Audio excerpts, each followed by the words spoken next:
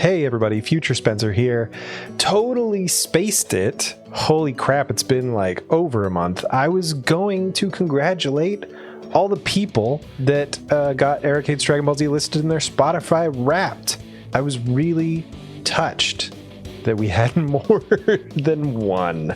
So this is a shout out to all those people on social media that let me know that they're a huge listener to our podcast. So awesome. So thank you to Mungo Bungo, Maverick Kai, the Duke of Cromwell, and Justin Woodward. You guys are awesome. And if you want a shout out like this and a chance to win $1 million next year, make sure you're listening to Arcade's Dragon Ball Z on Spotify. Thank you all so much. All right, so I got something for you. And I don't mean something, I just mean words. I have words for you. Oh, come on. All right. Okay. I'm good with words. What do you got?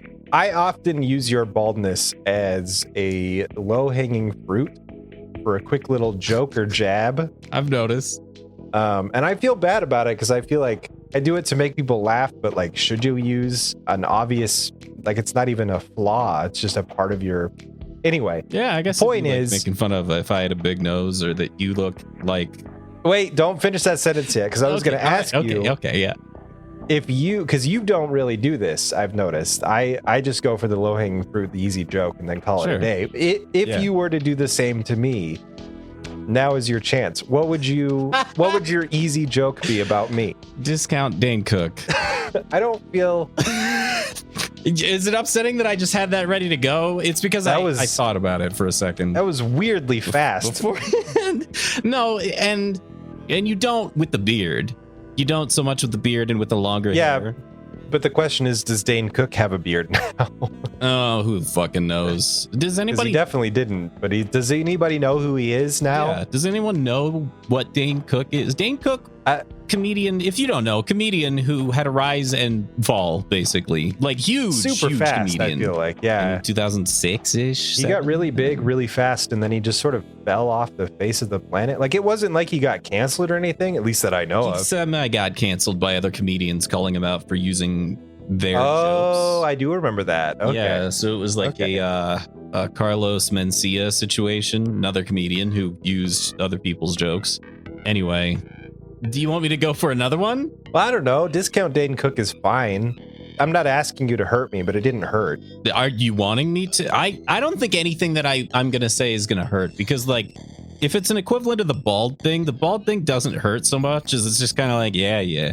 And that's it. Okay. It's like, all right, yeah. So that's fair. You look like a local politician that absolutely There's so many S words that could have come out at that moment. Yeah, and I stopped. It sucked because there were so many opportunities. It was like, yeah. You look like a local politician who doesn't take corporate bribes. Man, I don't know. You're not really having that big of an effect on the world. Would you just take a massive bribe? I don't think you would. I don't think I would either, but man, free money sounds great. Depends. It depends on who it's from, why, the reason behind it, how much money we're talking. But I feel like I don't do that in video games. And so if the stakes were real, yeah, like if there's a dialogue choice where it's like, hey, do shitty thing. I'm like, no, screw you. I feel like real life, it's even easier to make that call because like there's actual stakes and consequences for your actions. In a video game, there is not. Sure. So why aren't you just evil all the time? All right. So let's say you're, which I do in video games most of the time, just to see what they have. I'm curious. Really? Yeah, I'm curious to see how like my Fallout character told Preston Garvey to eat a big fat one, like immediately. But this was when the game first came out, before everyone knew about Preston Garvey. Yeah. I was just like, no, get the fuck out of my fucking face. I'm going to join the Syndicate, or whatever they're called, the Underground, the tech people, and I'm just going to murder the world. Like, that's my whole job. I'm going to find as many mini nukes as possible and nuke this nuclear apocalypse. I always choose evil because it's fun. It's more fun for me. It's like that's amazing. The Mass Effect go Renegade 100% of the time. Renegade. Mm-hmm. Yeah. Which I only do in like very specific circumstances. But I feel like a little pang of like empathy for pixelated characters. Sometimes I feel bad. Sometimes that bad path that makes me do some shit where I'm like, oh, I gotta load that save. I don't want to do that because in reality, I'm not that guy. Like I would never do those things. And so that's where I get to explore that part of myself. So maybe just to explore this, let's say you are a local politician, okay? And I am a big electric company and we need you to stop building this dam. The next county over, we have a stranglehold on the power market. And if you allow this dam to be built, people will be able to, whatever, it'll help people become more energy efficient on their own. Like it's good for the community, but it's bad for my corporation because I won't be able to make money. I won't be able to have a 19th Ferrari. So I'll pay you $150,000 and your government $45,000 a year salary probably wants that. That is a pretty good chunk of money, but it's not like, I feel like if I'm going to sell out and I choose the Renegade option, it would have to be enough in one fell swoop that I could literally run away from all of my problems and never have to worry about anything else again. $150,000 and we will pay for your re-election campaign. At the end of your tenure there, we will allow you a spot on our corporate board. And our corporate executives make $300,000 a year. We like your guts. We like how you're sticking to your guns here. So we'll offer you a position on the board. Oh, man. All right. That's tempting because that's like... It's future-proofing. So the question becomes, can I be Batman? Can I use this one evil deed in my life or like evil thing in my life to pull more good out of it? Okay. That's money. That's a little bit of power. And yeah, the community won't get their new dam, but what could I do with their backing? All right. Okay. That's a really good perspective. Like in the back of your mind, you're still weighing what you can do positively, which I think is indicative of your attitude. I don't think were you a local politician, regardless of how much you look like a sleazy local politician. This is just one big long slam on your appearance because you brought up the bald thing again. But no, yeah. I think it speaks well of you that it's good. It's a good thing for your soul, I think. I was listening to like the first episodes that we did, and we don't sound nearly as jaded and cynical, and they move it along at a very fast whip. We were also in the same room yelling about this show that we hadn't experienced in a long time. So it was new. We were like, oh, bright and shiny. We're way less jaded in those moments, and we're way more upbeat. We're not even putting on a show. We're just that way because we're excited to be there. We're excited to be there. We're excited to be doing the stuff that we're doing. And now, seriously, when you messaged me yesterday, you're like, hey, we probably need to record. In my heart, I'm just like, but we're at the part of the show that fucking sucks, though. It takes a little bit more effort. Well, and it's like when you eat pizza every day for a year, eventually you get kind of sick of pizza. Yeah. And I'm not saying I'm sick of DBZ, but the fun impact is lessened for sure. And we might not have any better episodes to illustrate that fact than the ones we're about to go over, because were we to watch this back then, it would have a whole different impact. I kind of felt it. I felt the beginning of the Eric Hates Dragon Ball Z podcast, Spencer, reemerge, where this show was just bombastic and fun, and bonkers. Nothing was serious, and I didn't care, and like I felt that guy reemerge for a few minutes. I did too, but then it went away. Oh my God, there's a reason why people don't like this. A lot of reasons, I think. And we'll talk to you about it. But not before we do a big boy. We're going to have a big boy shout out. Yeah, it's part of the podcast where we congratulate, thank, and honor our patrons in the $50 tier and up. Damn straight. Yeah. The ridiculous tier, the super Insaiyan tier, the tier that you should probably not be in. Why are you doing this? But thank you. Those that's individuals exactly right, are. Sorry, what'd you say? I said that's exactly right, John. Oh. Those individuals are MJ Snyder, The Fish, Tyler Hyatt, and of course, Spencer Feuerstein. Thank you all very much for continuing to support this absolute nonsense. Anyway, we also have some voicemails and text messages. I was gonna. Okay, you want to do? Oh, you got something else? Couple? No, I was gonna go into this show's intro, but we could do a couple now, and then a couple in the mid roll, and a couple at the end. Oh, do you want to do it that way? Because that would give us a little break from talking about these episodes. Okay, yeah, that's a good idea. So first, I'm going to read a text message. This one says, you guys occasionally talk about the future of the podcast and what to do next. I feel like something else to consider is some sort of video game podcast in addition, if possible. You mean the word podcast? I don't think I ever met a DBZ fan that isn't also a gamer, so it could keep the audience the same potentially. Dragon Ball Z is so mainstream, that's the only anime a lot of people watch. But who knows? Maybe you'll get people to check out other anime shows to follow along. And that is from Brad.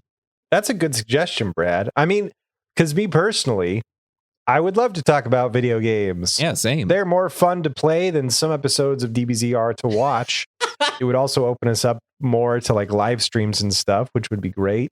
Yeah, and it would give me a reason to have this problematic addiction to playing different video games. Oh, yeah. I think most of my problem is with buying them. I like collecting. I'm a collector. Like the last day of the Steam sale just came and went. And like 10 minutes before it was over, I was like, oh, I'll just buy a couple of these. Yeah, I did the same thing. I did the exact same thing. But I've been enjoying the ones that I bought, though. I bought 3 of them. I've tried 2 of them. I love them. Mm-hmm. But it's like I have so many video games that if I were to stop buying them now forever, I would probably be okay for the rest of my life.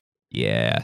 I want to sit here and talk about how the oversaturation of the video game market means that your game has to be extra special or it'll be totally forgotten. And there are 100 different games that are actually extra special, but because they don't get the publicity that they need, stuff like that. I want to sit there and talk about that too. But we're here for DBZ. And thank you very much, Brad, for giving us the suggestion. I love it. I love that idea. I love it too. And we still don't know. And we still have a couple months to decide if we were to like jump over to a different medium entirely. It might warrant a different podcast entirely. I think it would have to be, which is not out of the question. Like we always throw around ideas for different podcasts and we have this podcasting network and a bunch of friends. We do whatever the fuck we want. But that also means we have to add a bunch of fucking work. If you do something you love, you never work a day in your life. Right, John? Am I getting paid for it? Then, yeah. That's true. That's true. Yeah. Maybe we'll start a GoFundMe for a video game podcast. I'm sure that's never been done before or would be worthwhile. I even feel bad asking for money for that kind of stuff, though. I don't know. I feel like that it's an easy way to gauge interest. I'm guilty of the same thing. I'd be like, yeah, I'd listen to that. And then it actually comes to fruition. I'm like, I ain't got time. But if I put $5 toward it and it comes out, then I'm like, well, I paid $5 for it. I'll give it a shot. Yeah. Yeah. And we've got a voicemail. Hi, John and Spencer, possibly Eric. The last DBZ episode, you guys bullied everybody into calling in, so I thought I might as well for the second time. You know, I was your first caller. Maybe I'll be your last. Still not going to say my name, but I assume John knows who I am. Spencer, we've hung out a couple times. I don't know. Anyways, love the show, guys.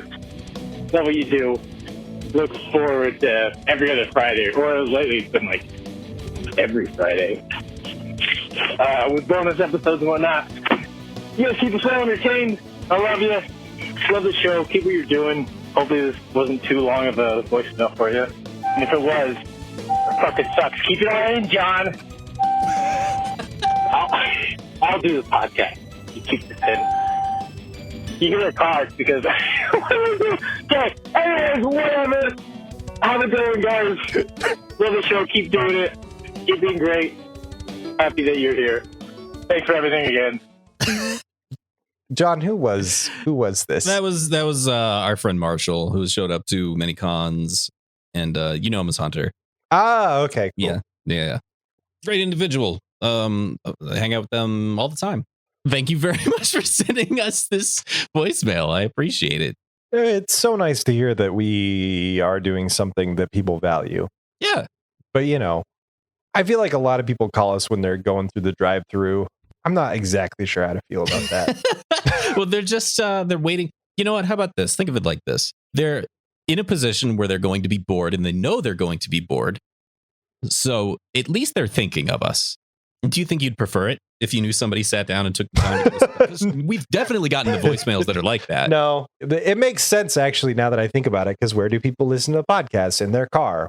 Where do they go to drive-thrus? In the car. And then they get to the part where we say the phone number and they're like, yeah, fuck it, I'm in the drive-thru. I'll just make a quick phone call while I'm waiting for this food. Do you enjoy, Marshall, that we're talking more about the car beeps that we are than your actual voicemail? The ultimate would be to get the audio of the person giving the food through the window. Oh, here's your food, and them like giving the change and all that stuff. That would be the ultimate.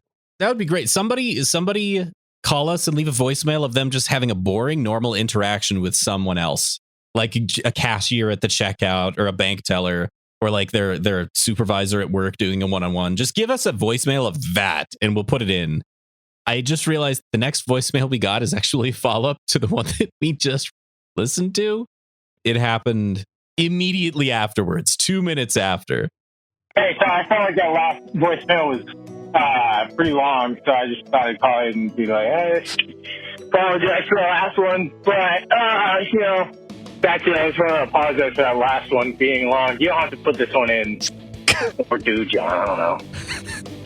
Don't call me out by name, or we can't be friends.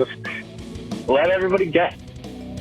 See if they can find where I called in from. Anyways, I gotta actually get back to work now. Okay, have a good one, guys. Thanks for everything. It's a lot of fun. Love the show. Well, John has officially burned a bridge or two by airing that second part.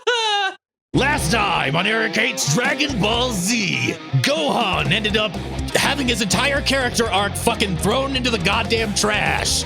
And Goku came back because of course he goddamn did. And Vegeta came back and then they fused into a single being and now we're going to experience what that has to present to us. This time on Eric Hates Dragon Ball Z. Welcome to Eric Hates Dragon Ball Z. I'm Spencer. Just so calm. And I'm John. And today we're going to be going over episodes 269 nice to 273 of Dragon Ball Z, starting with episode 269. The Japanese title is Magnificent Power. Vegito surpasses the ultimate. The American title is Meet Vegito. My episode title is the one where, oh, wow, they're fused. Look how strong they are. Oh, wow, so cool. Oh. I feel like that this episode doesn't quite get there yet. I feel like the next episode is even more of that. You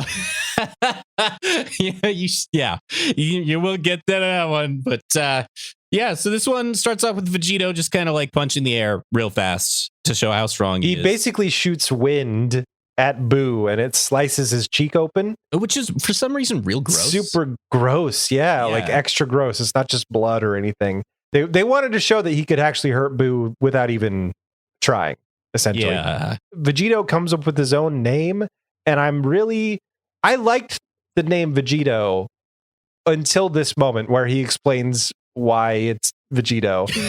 And now I hate it. I don't understand why it's Vegito, because he's like, in English, he says Goku and Vegeta. Well, I guess Vegito works. How? How does it work? Please explain to me how Vegito is a proper combination of Goku and Vegeta. I would have let that slide, but in Japanese, he says Kakarot and Vegeta. Uh-huh. Well, I guess Vegito works. No, it doesn't. No, it doesn't. It doesn't. It doesn't combine and it doesn't work. You're just using Vegeta and adding TO to the end of it, which is in Kakarot, sort of, but not really. Yeah, we've had it explained because in Japanese it's Kakarato with the like O that is not there in the English translation. There should be. It's not there in the Japanese subs either. Yeah, that's just what I mean. Saying. In the subs, there's no O. Yeah, so all right.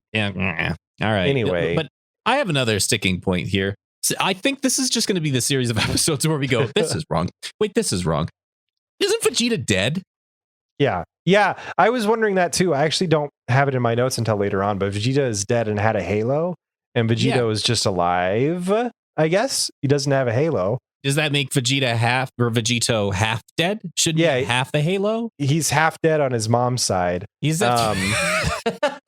yeah. So what's up with that? And then how come Kaibito, the fusion of Supreme Kai and Kibito, who is now the recap squad, why is his voice not do the double thing? Yeah, so we should explain. Vegito talks in a voice that is kind of amazing, actually, considering they go pretty much all 5 episodes doing this. It's Sean Schemmel and Christopher Sabat talking. They say the same exact lines and they stack them on top of each other. Right. That doesn't sound as impressive, but if you try it with another person, you'll realize just how much inflection and pause and uniqueness somebody has to their speech patterns. Yeah. Because it sounds like a goddamn mess when if John and I were to say the same thing at the same time and then stack it under there. It takes some practice. Okay. What's the sentence? I don't know. I didn't have a sentence. Do we want to use our fusion name again? John Sir was a little more, I don't know. Let's just go with John Sir. Okay. Just say a sentence. This is what it would sound like if we fused into John Sir. It's a total bitch to try and put together, but they did it for almost 5 episodes. It's a total bitch. I forgot what you said. It's a total bitch to try and put together, but they did it for almost 5 episodes. It's a total bitch to try to put this together. I feel like I forgot what you said again. It's a total bitch to try and put this together, but they did it for almost 5 episodes. Even then, what our audience heard was like in practice, John saying a sentence and then me saying a sentence. So I just sort of copied his speech pattern. Were Chris and Sean in the same room? Like, how did they pull this off? Because it's kind of impressive how well the voices merged. Mm-hmm. Vegito, as a character, kind of rules. I mean, he is sort of the epitome of like, I'm so strong, look at me, I'm so strong. But he's kind of cool. And it's neat the way that they pulled it off. And now in my head saying this, I just thought of, I really want to go watch the Japanese original dub because they must have done this for the Japanese voice actors as well. I wonder. And it's got to sound absolutely insane. I don't know. I've never seen the original Japanese of this episode, but I assume when we cut to the world of the Kais and you see Kaibito, he really does just have his own voice. It's the voice of the Supreme Kai, but he kind of makes it a little bit more gravelly, like a little deeper. Yeah, he tries. It's not a fused voice, and I kept like, why? Why is it different? By the way, I'm totally on your side with that character now. Since that character has lost all sex appeal, I hate them. Anyway, so they start fighting. Right? Oh, Vegito and Boo fight. Yeah. There's a point where Boo knocks Vegito into the ground and he explodes for no reason. I don't know how to describe these fights. I kept thinking about this. It's like the we've gone too far fights. Yes. Like Dragon Ball Z has every like big boss battle fight has been bigger and bigger and bigger as you move through the sagas. And this is just like, it's too big now.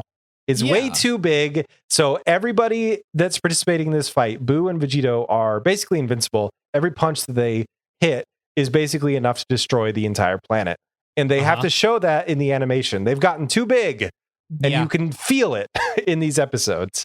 Yeah. It's just another kind of fight where both fighters are really strong. Yeah, it doesn't feel any different than like Goku versus Frieza.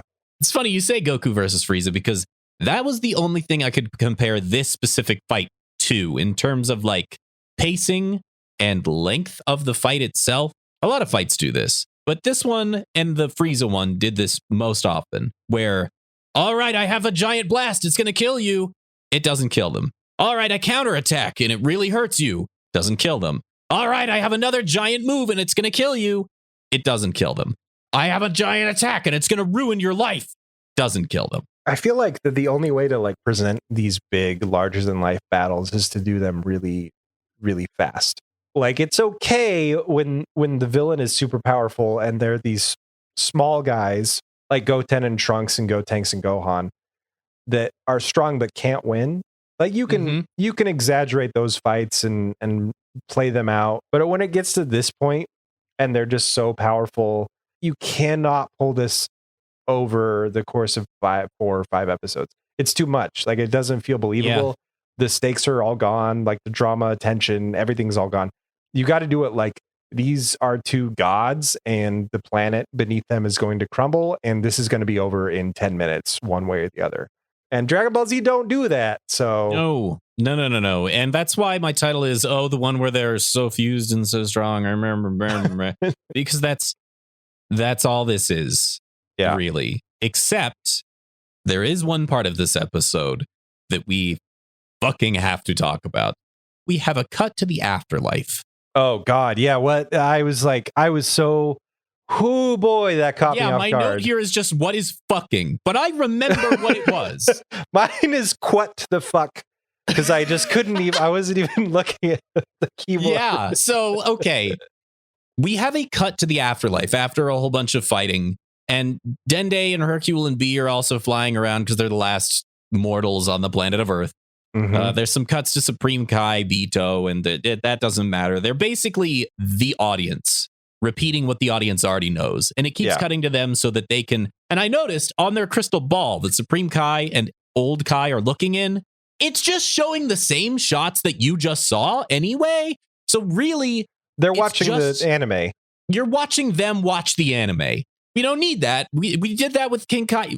Why do they think they need that, Spencer? Because they do that all the time. Do they really... do people in Japan have a difficult time embracing something if they experience it in the first person and they need someone else to embrace it through? I don't understand why this is such a staple, why it's a fucking thing. Okay. If you're complaining about this, I can't wait until 3 episodes from now. Dude, I needed that extra cup of coffee to be able to get through this. I have to. So much is not, and I hate being whiny, complainy, John, but I can't not in these episodes because they are so pick-apartable. And we've skipped over a series of other episodes that are very skip-apartable. And I'm going to do it this time because there's just so many little pieces. There's so many strings on this tapestry that I just want to yank out, and I'm gonna. So, Afterlife. And we see some characters that we recognize who are now dead. This is weird, dude. Chi-Chi and Bulma and Videl and Deborah. And they're all, as you know them, except from their waist down. The waist where they're down, little they're ghosties. Ghosts. They're little ghosties on the bottom, and they're looking they all for have halos. Gohan. The only explanation that I can give to this is that they are actually the spirits that we've seen in Otherworld before. They're just those little white balls, and they're just artistic license is giving them the bodies that we know, because they aren't actually bodies because they're ghosts. You can see their tails. Yes. And when I saw it, I thought it was going to be a dream sequence or someone's imagination, but this is really happening in the show. Yeah. It's weird. So they're looking for Gohan, and they have to explain why Deborah's there. And they have to talk with Deborah, who is now gone 180 degrees and is just a good guy because I kind of loved it. I'll be honest. I get that it was done for a joke. It's so dumb, but it's kind of funny. The joke is, it's a Borat level dumb funny. I'm just so confused by this. And as Deborah's going out of his way to explain how good he is and how he loves life. Oh, I love life. No. It's poetic. It's in a prose. It is. It's not good, but it's it's almost like he's a Shakespearean character now for some reason. And it's about 1.5 to 2 minutes of this utter confounding confusion. And then it hard cuts to Boo screaming. And it's one of the funniest punchlines this show has ever had. We cut back to Boo, who has the kill the planet ball now. And you know this attack. It's the kill the planet ball. Everyone does it. But Boo needs to explain why this kill the planet ball is way better than all the other kill the planet balls. And so he does that by saying, every planet he's destroyed, I take a piece of that planet's energy, and now that's in this ball here. Oh, and then he says, we're going to play catch. He does. So he throws it to Vegito, and Vegito's got to catch it, or else the planet's going to blow up. But Vegito, because part of him is, I don't know, I guess he's just saying, he's like, all right, I'll make you a deal. even though you just proposed all of the stakes and rules, I'm going to do it from this one spot and I'm not going to move.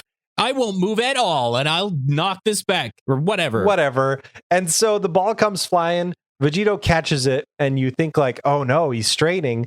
But then he's like, haha, fooled you. And then he starts walking with it and then running and sprinting. And he's got this giant ball of pink energy and he's running. He's building up speed so he can send that sucker flying.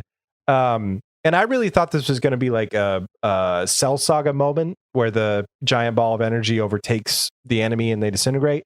But it actually just flies off into space and Boo dodges it. No problem. And then it blows up. They really just played catch. So that's all they did. Catch. And Vegito also lied about his not moving from that spot thing because he says it, and then 30 fucking seconds later he starts walking. Yeah. So just like, why the fuck open your mouth? It's kind of cool to see him running with it, but sure. This is all rule of cool episodes. Every single episode in this podcast episode is just rule of cool. It's Toriyama writing in full effect where he goes, ooh, and then they do this. Ooh, and then they do this. Ooh, and then they do this. And he just like never looks back. He's only looking forward. Do you think that Toriyama is George Takei? Because I feel like you were just like, ooh, you know what I mean? No, if it came out like that, that was unintentional. And I almost feel bad at this point because we've shit on Toriyama's writing a lot, and eventually he will die.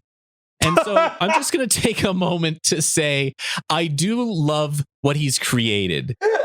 And in the future, when you're listening to this and he's dead, just so it's just sitting there laughing. I don't know. Don't yell at me too much because at this moment he's alive, so I don't feel bad making fun of him. Of course, it's not what we want to see. It's not, you know what I mean? Like it's a show that we did not create, so we're going to find faults in it because it's not our creative vision. Obviously, regardless of our opinions, he's created something that is earth-shatteringly popular, and two dudes making fun of it's not going to make a difference. He successfully single-handedly created one of the most successful franchises in the entire world, and I will always be appreciative of that because Dragon Ball Z is now part of my daily life, and that's awesome. So without him, this wouldn't exist. We wouldn't be speaking words at each other. We'd be talking about something else that we fucking Bleach. Fucking gross. Oh, you mean the anime? I do. Yeah, okay. Anyway, just want to wrap up our whole one day Toriyama dies thing because I want to cover our ass with that. Yeah. Because fuck these episodes a little bit. So the ball goes into space and explodes bigger than we've ever seen a ball explode in space, right next to the planet of Earth. And it makes me think the amount of like beams and shit that we've seen. But do you remember when Piccolo blew up the moon and everything was fine? I do. So you're right. I was about to go into the orbit of the planet around the sun, and there's no point. You're right. I shouldn't. So Vegito teleports up next to Boo after throwing his ball into space and postures and then becomes a Super Saiyan. It's interesting because he's Super Saiyan for the rest of these episodes, but before he goes Super Saiyan, he's got this very interesting haircut. He's got these two big chunks of hair that kind of fall down over his forehead. And the drop shadow, the highlight color, something that they do there, whenever it's shown, is like this reddish, brownish. And I think it might be the color of Vegeta's hair. Original hair? Like way back in the Saiyan Saga. Because Vegito's hair is black, but then it has this weird highlight thing, and it's just this reddish, brownish. If they were smart in their callbacks, they could have easily connected it to that original Vegeta hair color, because that's what it reminded me of as soon as I saw it. I don't know if that's what it is, but I really like the idea, because like throwbacks like that within the episodes itself, like little nods, are some of my favorite things. They do that in Super in one episode, and it's incredibly good. Anyway, I think that's the end of the episode. That is the end of the episode. There's a weird music transition as it goes from the Super Saiyan 3. This episode was kind of boring because it really was like, I'm so strong, I'm going to beat you. And Boo was like, I'm so strong, I'm going to beat you. Just back and forth, back and forth. It wasn't that exciting. And then as soon as Vegito says, like, I'm destined to destroy you, the Super Saiyan 3 music kicks in. And I'm like, oh shit, he's going Super Saiyan. And I was kind of excited. And then the music cuts off and it goes to the end of episode transition music, and it kind of ruins the moment a little bit. But I'll give Julius a little slack there because he told us how grueling it was, and it was just him at this point. So yeah, a lot of the music choices I noticed felt like Julius going, well, this is here. I guess I'll just throw this in. Yeah. Well, we already have this written. I'm just going to. Although I even forgot to say this, but there is like a new piece of music at the very beginning of this episode, and it feels like he wrote a Vegito theme. Yeah, he like built off of existing themes and then created his own. Yeah, and I think it only appears in like that very first reveal of this episode, but I don't remember hearing it throughout this others. But it feels like there's an actual Vegito theme, and it's pretty good. Anyway, episode 270, the Japanese title is A Fissure Between Dimensions. Has Boo snapped? The American title is Rip in the Universe. My title is I really think this show should have ended at the Cell Saga. No, John, because then we wouldn't have got the... Listen, I will defend the last couple seasons of Dragon Ball Z, but I don't know if I can defend these 5 episodes. You know what? I can. I know you can. Here's the thing. I know you can, Spencer, but should you? One of us has to, maybe. Do we? Okay, you know what? I will defend this episode. Oh, I'll take the stand. I will defend. Give me just 1 second so I can pray. I almost want you to defend the next episode, though. Okay, yeah. Yeah, I'll defend the next episode. I don't care. Yeah, let's go back and forth. I like this. I don't remember if it was the transformation or the ball of energy or something, but some kind of blast in the last episode knocked Hercule back into the wasteland. So this episode starts with Dende going to look for Hercule and Dog. Dende finds Dog. Dog finds Shu. And then Hercule springs out from a pile of rocks when they're not looking, and he's fine. I think no better episodes than these demonstrate that Hercule, who goes through some shit in these, like the last one, he got dropped from like 60 feet in the air. I forgot to mention that. There's kind of a funny gag where Dende drops him and then he's falling and he's like, oh, wait, I'm the champ. And so he does like a somersault and lands on his feet. And there's a stupid, anyway. But yeah, that's kind of cool. This shows that he's actually pretty strong. Yeah, he's a good motherfucking fighter. Yeah, and I like that these episodes show that. So yeah, that's nice. From under the rocks, and he's okay. He says, "What happened to Majin Buu?" But I really wanted, because the lip movements would have met. I really wanted him to say, "What happened to my left shoe?" Because that's the one that the dog was next to. Okay, yeah, that would work. I would have liked that more. Buu goes on this like not a rant, not a monologue. It's kind of a mini version of that. But he actually says something that I really liked because it's exactly what I was thinking as an audience member. He says, Super Boo, Super Vegito, we might as well be invincible. Like, yes. Yeah, at this point, absolutely. The power scaling is insanity. And, they just start fighting again. The only thing worth noting here, who's supposed to be defending this episode? You. Yeah, we have a little montage of Boo not being able to hit Vegito. There's a moment where there's a blast that comes at Boo and Boo's head crumples into his body. The turtle head dodge is like my favorite bit of animation because it's not just like his head going into pink. It's like they actually crumpled the sides to make it look realistic. Like he's deflating his mass a little bit so that the shot goes over his head. Beautiful. Yep. It's great. Vegito does a cool bit of like Saiyan dialogue. I'll give you a chance. Give up. Did you know your nose is bleeding? Clean yourself off. You're a disgrace. You're a disgrace. I remember that. Well, it's almost like Goku and Vegeta because he's like offering, give up, stop fighting. But then Vegeta kicks in and he's like, you're a disgrace. And Boo's just getting pissed. That is something that I like about these episodes is it's this ultimate fighter, Vegito, like this unbeatable obstacle. And then our up to this point unbeatable villain who starts getting just shown up at every possible chance. Vegito is better than him. And it pisses Boo off more and more and more and more and more. And he gets more and more desperate as these episodes go on. And it gets fucking wild and stupid. But it successfully shows that Boo is trying to pull out all the stops, doing everything he can to get a win. Yeah. You just cannot hurt our hero, which this is maybe one of the few times that we get our heroes are now unkillable and they're just fucking around with the bad guy. Yeah. A lot of the time it's beating up the bad guy and getting them to try to give up. But Vegito is just for sure having fun. Yeah. And the Kais even make mention of this. They're like, what is he doing? He's got to win. Why is he's just playing with his, food essentially. Mhm. There's some interesting like dub sub things, not too many, but a couple worth mentioning. At one point, Vegito does an attack, and in English, he says, "Still hungry, boo?" and fires off a blast. But in the subs, he says, "Big Bang Attack." Big Bang Attack. Yep. Yeah. So it's like he's using the Vegeta attacks. Yeah. And then in space, we get another space reaction shot, another planet reaction shot for that one. I can't help but think of the DBZ abridged question, which is like, those beams have to go somewhere, right? Yeah. Yeah. The only thing left of Boo is nuggets. Instead of destroying the nuggets, Vegeta just like actually says, "Hey, take all the time you want." Lets him regenerate. Boo regenerates. Boo gets literally steaming mad.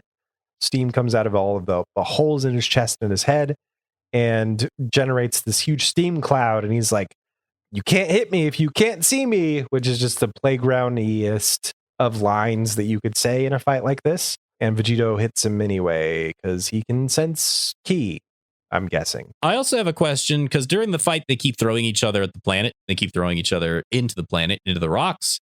At this point, isn't that like throwing somebody at sponge or foam or like bubbles? Like, how much does the planet's crust matter to these gods at this point?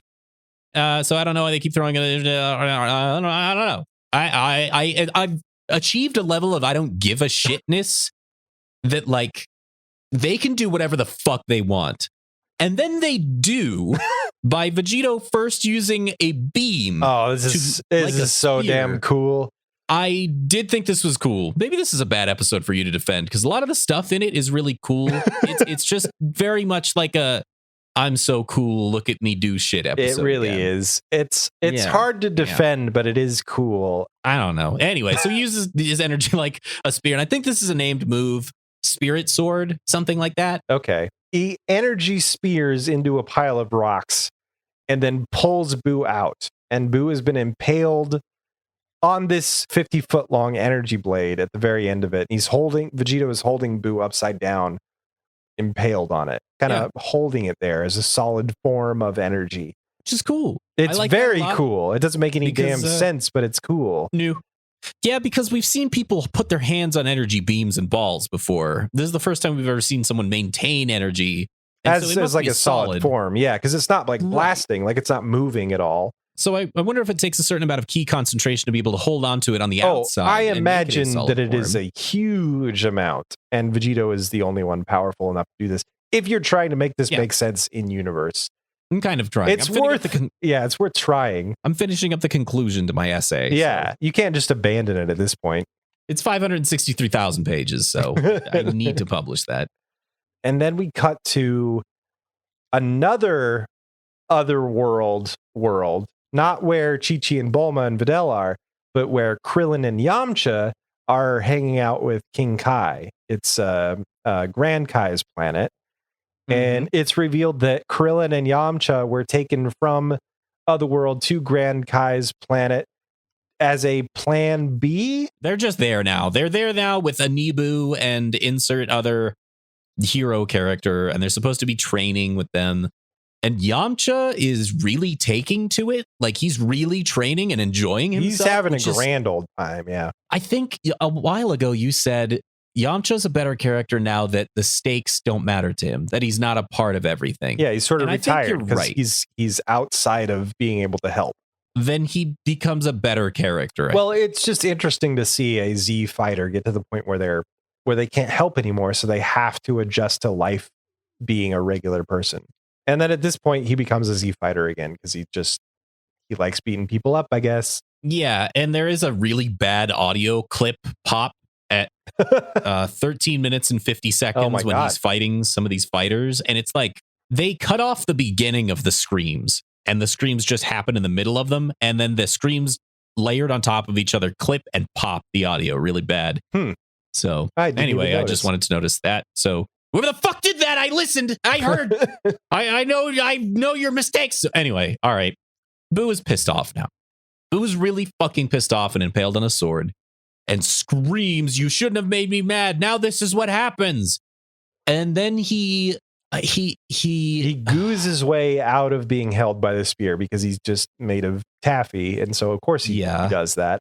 My notes sort of kind of ramble off at this point because I just couldn't believe what I was seeing, but in a unique move for Dragon Ball Z, something that we've never seen before.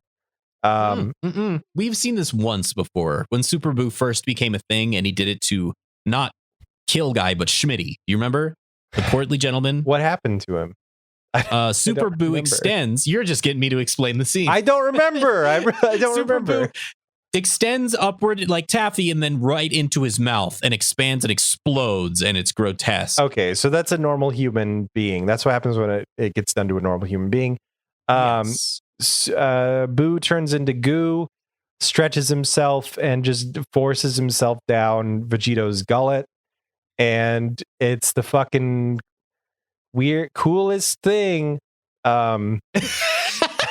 No, it's disgusting. It's disgusting and weird. It makes all of Vegito's muscles puff up. It's almost cartoony. Like, it's not realistic at all. But it's disgusting with the veins. Like, they do a close-up of Vegito's neck, and it shows his big veins, and then it shows little veins on the big veins. Like, it's so gross. Vegito's body doubles in size because Buu is sort of inside of him, and Buu is just deep in there. Can still talk, and so he's like, ha ha ha, I win.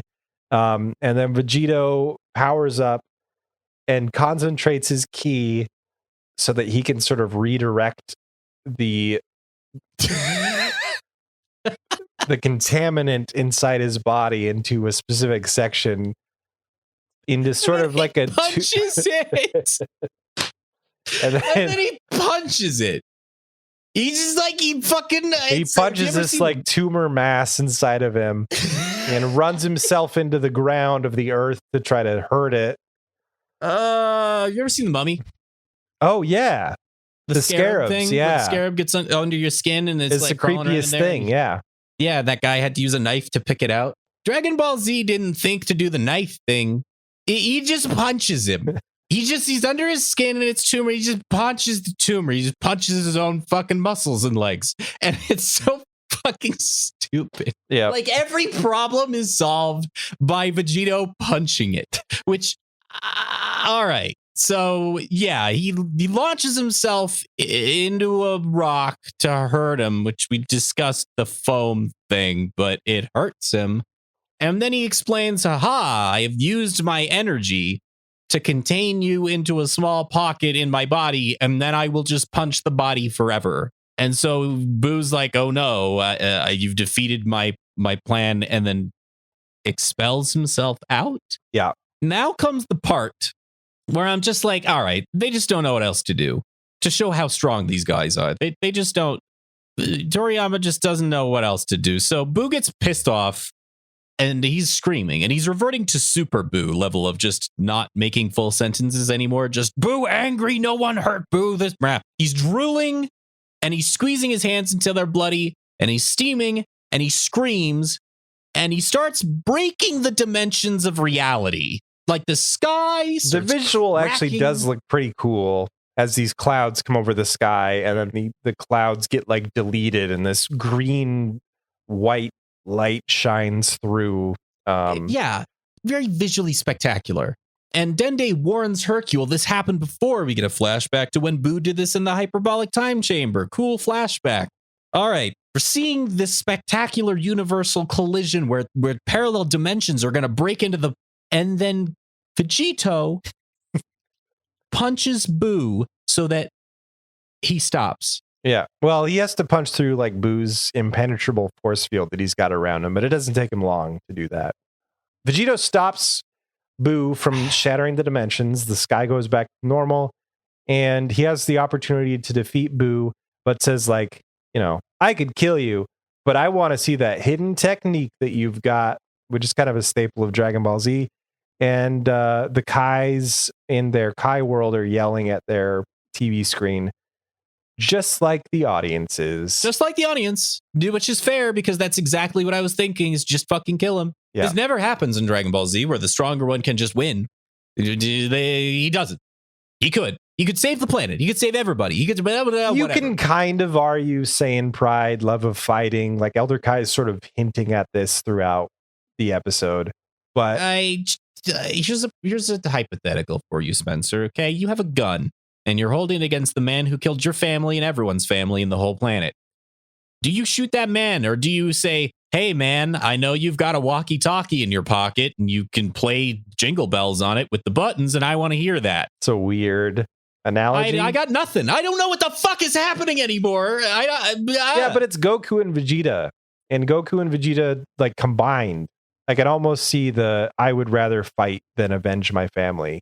And then the episode ends. The episode ends there. All right. So it's my turn to defend. Here you go. Let's do this. Oh, okay. There's some good stuff here, but I'm going to get another drink. I'll be like 2 minutes because I fucking need it. Okay, I'm not going to stop you. Go just go get a drink. I don't know what's going on anymore. I'm looking at my accounts here, and I'm not seeing my goddamn paycheck yet. Job, give me my fucking check so I can pay off my fucking bills. Showing up, it's 2023. You gotta pay my bills. Gotta get on time, or I'm gonna get ill and get a cup of the fucking. I get weird when I'm alone. This is why I couldn't do a solo podcast. I think because I need somebody there to bring me back down to reality, to keep me grounded, to keep me in a place that isn't just a bunch of LOL random bullshit. Because that's really what I am deep down inside. I'm an LOL random girl. He's back. All right, let's fucking do this. John, I love your beard, by the way. This is about the longest it's ever gotten. Wow. Should I go full beard? I've never done it. You've never done it? Well, then, yeah, hell yeah, you should do it. At least once. What have you, like, is there a reason not to? If I'm being honest, so, like, I really think because I have OCD, there's a part of my brain that, like, flips a switch and it just says too much beard, and I just shave it off. Well, that's the shitty thing is, like, there's a mid-roll shout-out, but it's a beard length. And like, but yeah, and it gets long, but it's not long enough to consider it like a full blown beard.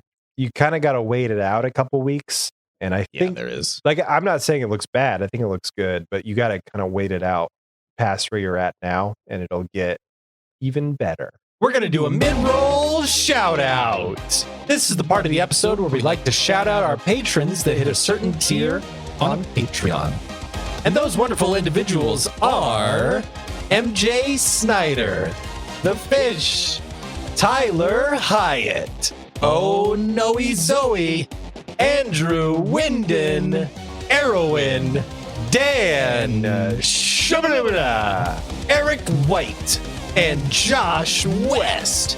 Thank you so much for supporting us. We sincerely appreciate it. Oh man, if we pull that off, that's going to be gangbusters. I think this... No more. Stop it. That was fun. It was fun after a certain point. It was It didn't start fun, but it ended fun. Yeah. I feel like that this, more than any other episode, like, deserves the fusion voice. Oh yeah, for sure. Like, more than Gotenks, it's like, I don't know. Vegito was a different animal. I agree. Since we didn't do them all in the beginning, let's keep going through some text messages and voicemails that we have while we're still in our shout out. So we got another text message. This one says, oh, this is kind of funny because they texted us, hello, is this John, Spencer, and Eric? And this is the only person I've ever messaged back. And I said, yep, that's us. They said, hello, I heard about Eric hates Dragon Ball Z. That's cool. I heard about it. My name is Vincente. Vincent. Vincente. So I don't know if it's Vincent in the E is silent or Vincente. Or maybe it's something totally fucking else. I'm sorry. I don't know. I love what you guys do, and I listen to it all the time. I think Eric actually won't hate the show at the end of DBZ. I'm glad that you have faith. I'm glad somebody does. I can't wait to hear about the next few episodes of DBZ because they are some of my favorite. The faces that we both made. Your show also helps me get through middle school. I love your guys' sense of humor. That's so another really individual nice. That I'm sorry your parents, I'm sorry, we say shit a lot. I'm sorry your parents allow you to listen to this crap. But I don't know. Like, I still, like, yeah, we say some stupid stuff, no question. But it really does, like, make me feel good that we influence people in a positive way. It's nice. It's nice to hear. When you were in middle school, what did you listen to? Red versus blue, 100%. See, that's Like, all that this was is the for big them. thing. But yeah, you're right. Like that is, yeah. It was a bunch of adult language and stuff, but like there was some deep-seated like creativity. I don't know. Something really appealed to me there. That yeah, I get it. Yeah. When I was in middle school, I wanted to be on the radio. I literally that was my projected Really? career path, was to go into communications and then be on the radio, because I have this Oh, fucking you have voice. a radio voice, buddy. And but I had that voice when I was in middle school. So I was like, yeah, I should but I do feel this. like they don't swear on the radio. That's why I'm not on the radio. They wouldn't let me on there. This is the evolution of radio anyway, what we're doing right now. So Mhm. I guess maybe if I get to make a career out of it, it would make my middle school self really happy to know that. Yeah, do it for that little guy. Who said that? Oh, don't make Vincent. Okay. I think you, I'm just going to call you Vincent. Send us an email as well, which we'll read at a later date during the fan. Oh, hell yeah. The fan mail bag. But I will say, if we trash your favorite episodes of the show, write us again and explain why you like them. Like we don't, Yeah. like I don't want to make fun of the stuff that you like. I want to hear why you like it so that I can get like some kind of peripheral enjoyment out of it. Because these episodes were difficult for me, but as a kid, I remember liking them. And it's just really hard for me to draw on those experiences and say, these are amazing because, you know? So I would really love to be able to do that. Adulthood makes you jaded. It makes you say, I've seen that before, or I predict this is going to happen because I've seen it a million times or whatever. And when that doesn't happen, another thing that happens in adulthood is you grow used to and pine for comfortability and the expected. Even though you're like, I know this is going to happen, it's almost what you want. Mhm. So when DBZ does this shit that's totally unexpected, it's almost worse because we don't get what we're expecting and what we want. And as a kid, everything's kind of newish. Anyway, that was our text message. We also have a voicemail from a familiar name, another familiar name, actually. Hi, Speener, Jonathan, and Eric. It's me, Marcus. After being afraid of calling your guys' voicemail because high calling rates from across the pond, I decided I'll give it a shot like this through a voice memo and send it to Dear Burn on Discord.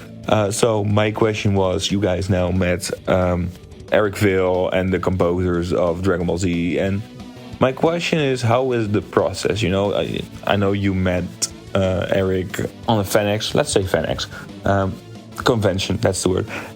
But how did you get in touch with the composers, and how did that process go of being starstruck and then realizing, oh, I have to ask these guys questions, etc., etc.? And I don't know.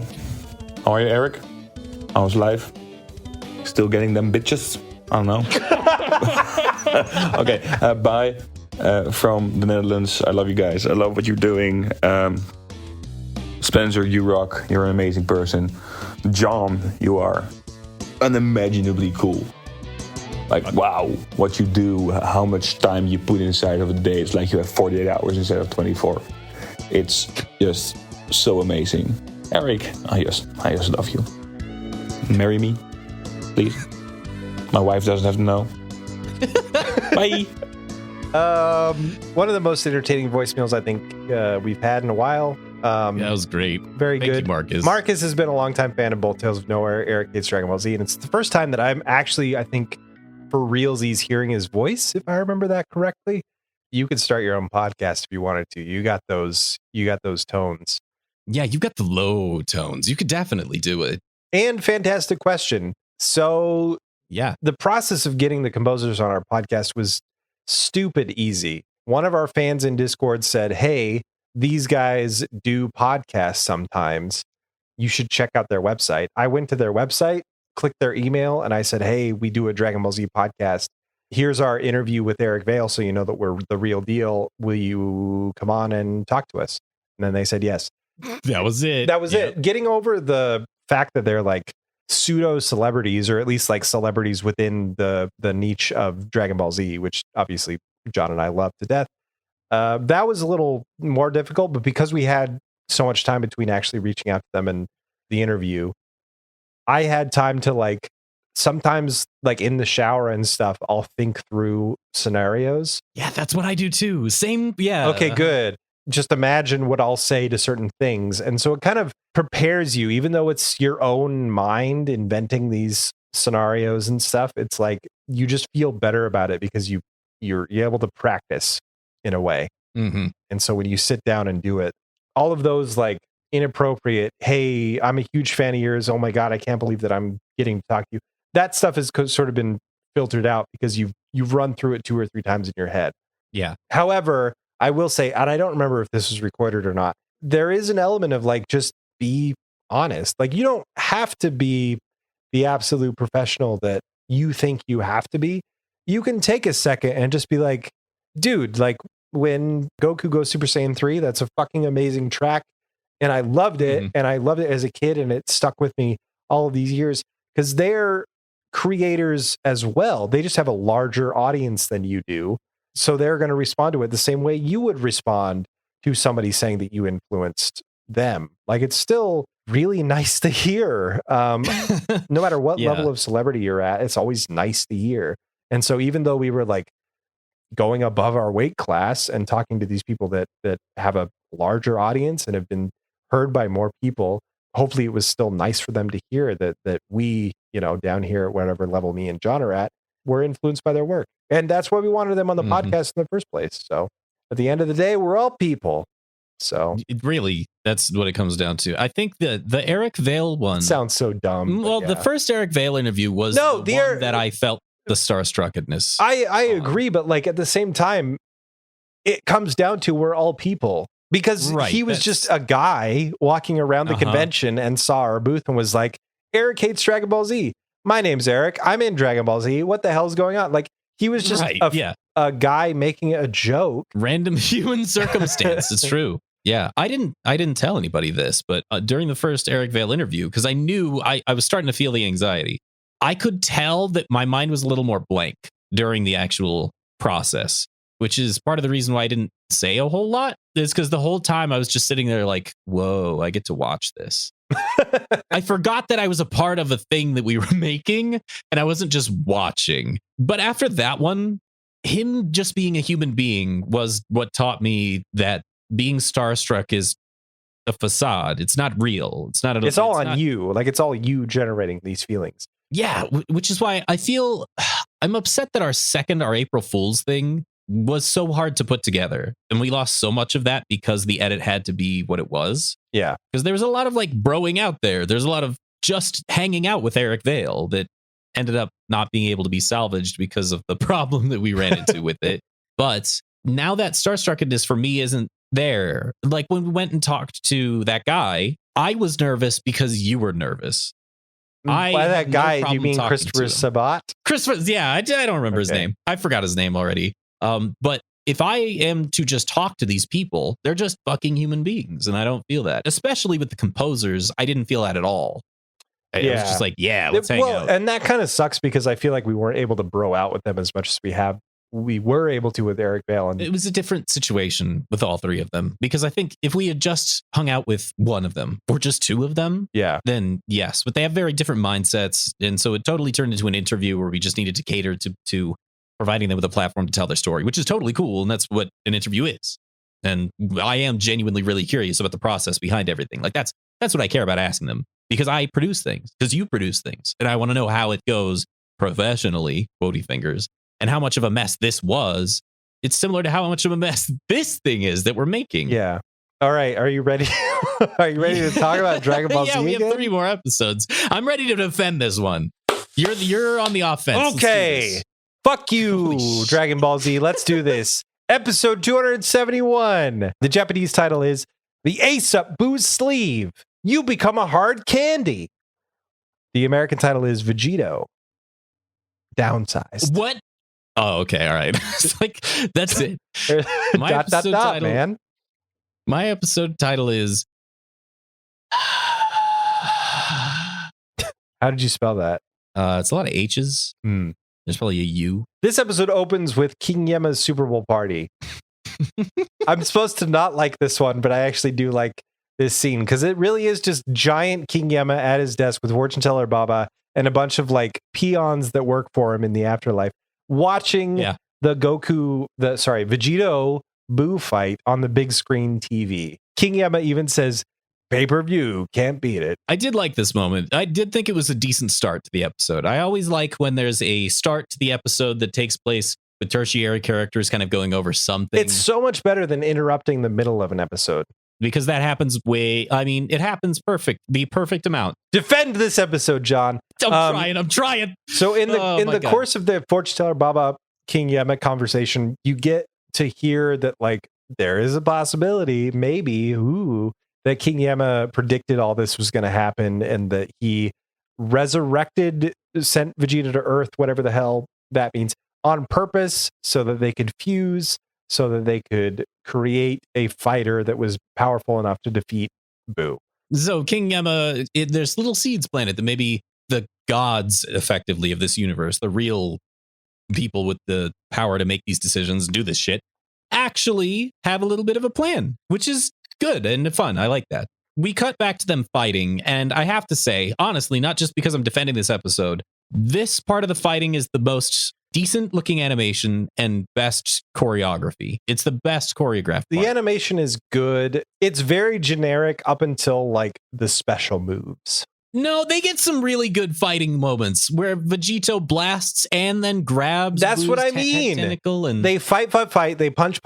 They dodge. They do all the standard DBZ stuff, and then they introduce the special move, which I'll let you explain because it is one of the best parts of the episode. If I remember right, Vegito blasts Boo real hard and then grabs his head tentacle as the blast throws him back into little pieces. It's even better than that. He punches him first, then grabs his head tentacle, then blasts him. It's really cool. And Boo's body stretches as if it's being pulled away by the energy blast, but Vegito won't let it go. So it goes spaghettification. And then Boo wraps himself around Vegito like an anaconda, ready to strangle his prey. And then Vegito powers up and explodes. Boo recombines himself at a certain point, and his detached part of his head tentacle is gone. And they're like looking at each other cockily. It's not gone. Vegito is holding it in his hand. Yeah, Vegito's still holding the head tentacle part. And Boo just kind of like, And Vegito looks at the head tentacle like, you want this? But there are no words exchanged. He just go, It's actually a pretty good scene. Boo goes, And Vegito slowly tosses the head tentacle back. And just before it gets to Boo, he just explodes it with ki. Bow! It explodes. It's gone right in Boo's face. And Boo is astonished by this. Like he's never seen anything like this before. And it lands perfectly because they've definitely never seen anything like that before. And it should totally be astonishing. I mean, it's great. I'm very confused about this part, actually, because Boo's head tentacle gets exploded. And that seems to cause Boo some kind of pain. But then, under some sort of effort, Boo just regenerates his head tentacle. So like having the body part that was blown off intact doesn't matter because they can just regenerate the missing body part. But if it's regenerated from nothing rather than reattached, it takes more effort. No, I don't know why you're upset. It just makes perfect sense. Because Majin Buu is infinite and eternal. So like it's just a personal connection to that specific tentacle. Because he'd used that tentacle for so long and then it got exploded. Oh, I see. So now he's a little upset. Okay. He emotional upset. Elder Kai complains about the younger generation. Basically, every time you see him is just complaining that Vegito isn't instantly annihilating Boo because apparently he is powerful enough to do so. This in the English dub comes out as insulting the younger generation, but whatever. He's a boomer, and he's a boomer. He's a fucking boomer. He's absolutely a boomer, and he shows it, and that's fine because that's what his character is. He's always been that, and so it also makes sense to me that he'd be upset that Vegeto's not just winning because they are the audience surrogate right now, and I am upset that Vegeto's not winning. So Boo decides to Super Ghost Kamikaze attack Vegito. Good decision on Boo's part. It makes sense because it hurt him so much, so he thinks it's going to hurt. I get it. It makes perfect sense. Boo disperses from his innards 4 or 5 ghosts and does the Super Ghost Kamikaze attack that does fucking nothing. Yes, because Vegito then throws out the I forget what this is called. It's in Xenoverse, but it's the 5 blasts out. It's actually kind of cool. The 5 fingertip energy blasts is called the Banshee Blast, and it's only called the Banshee Blast because it has nothing to do with the actual attack. It's just who he's targeting. He's targeting the ghosts, killing ghosts. So it's the Banshee Blast, and he does that, and it blasts away the ghosts, and it's fine. Vegito insults the Super Ghost Kamikaze attack as nothing more than a kid's game, and Boo tries to cover up for his failure by saying, No. I knew it wouldn't work. I knew you would do that. I was just running an experiment. And then he does it again. But he makes 10 of them. But he makes so many more. He doubles the attack because he's sitting there saying, I have been planning this whole time on using that attack so that I could test out my new version, the Super Ghost Kamikaze attack, and he makes 10 of them instead of 5. And then the super version is the ghosts rush Vegito. And then in an action that questions everything that we understand about ki and energy, each of the individual ghosts do a Kamehameha blast. Now, John, as the defense of this episode, how the hell do you rationalize like these ghosts doing the Kamehameha blasts could kill him? Even though the only logic that I can put again to this is that every time Boo makes a ghost, every time the ghost makes a Kamehameha, it is at a fraction of Boo's power because Boo is the controller. So Vegito shouldn't be worried at all because he's more powerful than Boo. Oh, well, okay. We've seen that energy blasts and things of that nature can do way more damage than the person actually puts into it before. Like it doesn't seem to be 1-for-1. It almost seems to be amplified. So when Boo puts a piece of himself into these ghosts, Boo's energy limit at this point in time is infinite and eternal because Toriyama doesn't know how to do power scaling, right? So each of these ghosts are infinite and eternal in themselves. So, of course, they have the ability to manifest ki. But if you want to think about it, maybe Boo put exactly enough energy inside of each of these ghosts to be able to then use moves on their own, to have their own consciousness. The other answer is, of course, magic, because Boo is of magic. And so that also could perfectly explain what's going on, is just magic. And I think that pretty much sums it up, because the ghosts have been shown already through Gotenk's moves to have consciousness of their own, to be aware of their surroundings. It's just in this instance, they also have the ability to, which is not that far of a stretch, to use ki energy of their own. So maybe they have their own well of it. Maybe they have their own supply. They can gather it like other characters now. And I hope that sums it up. In a way, it does. Vegito ends up outrunning 10 or more Kamehameha blasts as the ghosts individually remote control each of these blasts. So wherever Vegito goes, the ghosts just maneuver their Kamehameha blasts to chase after him until Vegito gets rid of a few of the blasts, and the ghosts from the blasts that are no longer chasing Vegito move up ahead of Vegito and say, blah, ha, ha, ha, we scared you. Do another move, which absolutely flabbergasted me. In English, it's a Gatlic gun. In the subtitles, it is a Masenko. Masenko. Yeah. So the next part, when Boo is so confused that Vegito's not dead because he instant transmission away. Yeah, because Vegito is being chased by several Kamehamehas behind him, and in front of him was just blasted by Masenkos or Gatlic gun, depending on what language you're listening to. Well, Vegito then says that was a tricky move using all those Kamehamehas. And then the Gatlic gun, real good move there, Boo. In my experience, I heard the ghost say Masenko. So I think this is just an English writing sloppy error. It's a little fucking sloppy. Now I'm going to put my defender's hat back on. Actually, it makes perfect sense. The English is just doing what they could. Okay. Anyway, so we go back to the Kais to complain about no, how the fight isn't you missed the multi-boo head. I did miss the multi-boo head. Yeah, I did. Vegito instant transmissions behind Boo and dodges all of these blasts because instant transmission is the only way to travel. Blasts Boo's head, and in the Boo nuggets that are left behind in this blast, Boo regenerates his head 8 times over. So there's 8 or so Boos, and they're like how did you do that? And then instant transmission. The Kai, then the Kais yell some more. And then they have a little bit more fight after Boo's heads all coalesce into the single one. He looks like a Hindu god, which is pretty cool with all the heads. Yeah. I like well, that. that's like, why is he just a bipedal regular man? He could literally be anything. That's true. If he has the ability to shapeshift, well, Majin Buu is dumb. So I'll take that. Yeah, for sure. Yeah, the character himself is not very original, as evidenced by the fact that he keeps using other people's fucking moves. Yep. But we get another Chi-Chi, Bulma, Videl, and fucking Dabura cut where they're just floating around, and this is... I can't defend this episode anymore.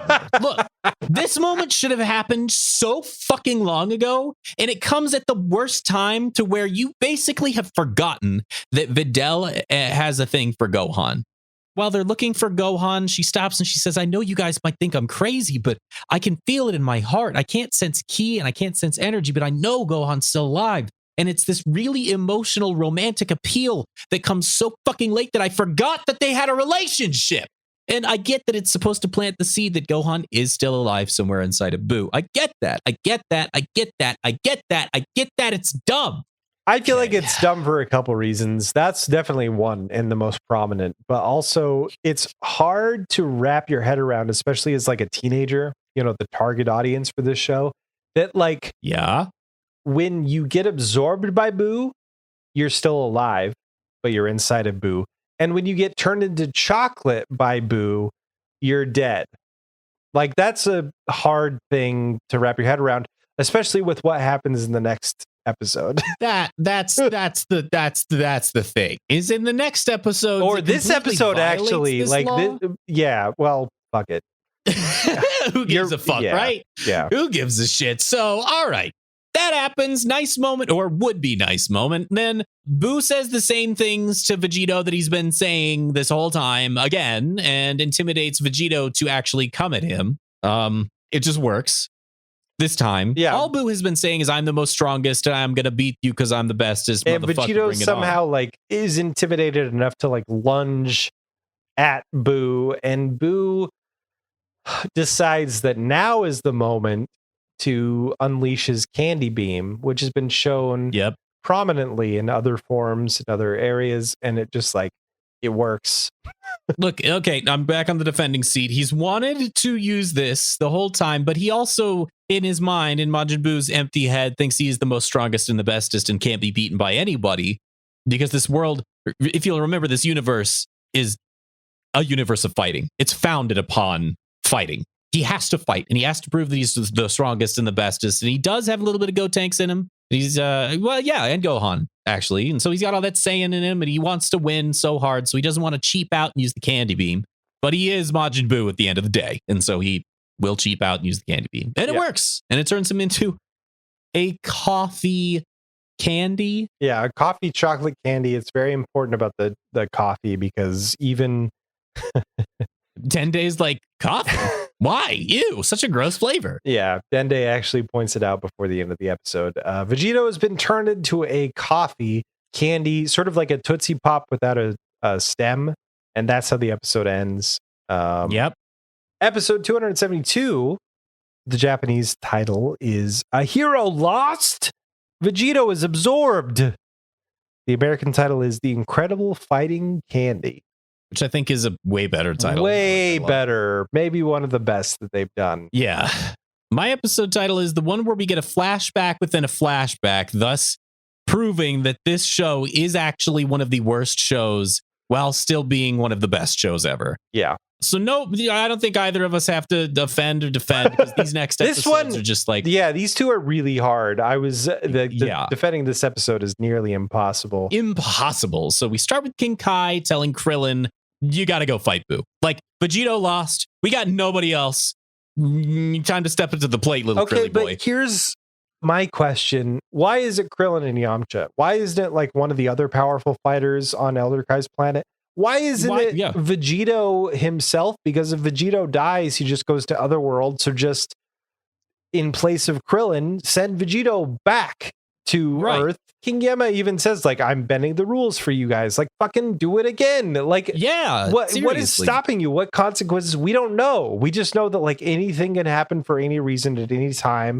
you haven't put anything in Yeah. place that we should be worried about. I don't know. It's like when you break your rules this fucking hard, you introduce so many problems, Mhm. and that's why you don't do this. That's why you don't do that. So anyway, Yamcha in the background doesn't want to help because he's like taking a spa bath. He's in break. vacation He's like, mode. yeah, he is because he's dead. Because like, why give a fuck? 'Cause Yamcha gets it. I Yamcha's kinda- the only yeah. character I identify with right now. Yeah. I'm 'Cause he's kind of like- all on board for Yamcha at this point. Yeah, he's like, why does it matter? The only thing that's missing in Otherworld is all the hot babes, he says, which is in character, and I don't think he's wrong. Where are all the female fighters in the North Quadrant? They're all of the fighters that we've seen in Otherworld that are great heroes are all dudes, Dude, which is fucking it's bullshit. just another Where? reason why Toriyama is sexist. Put that on the list. Toriyama, you're fucking consider yourself canceled.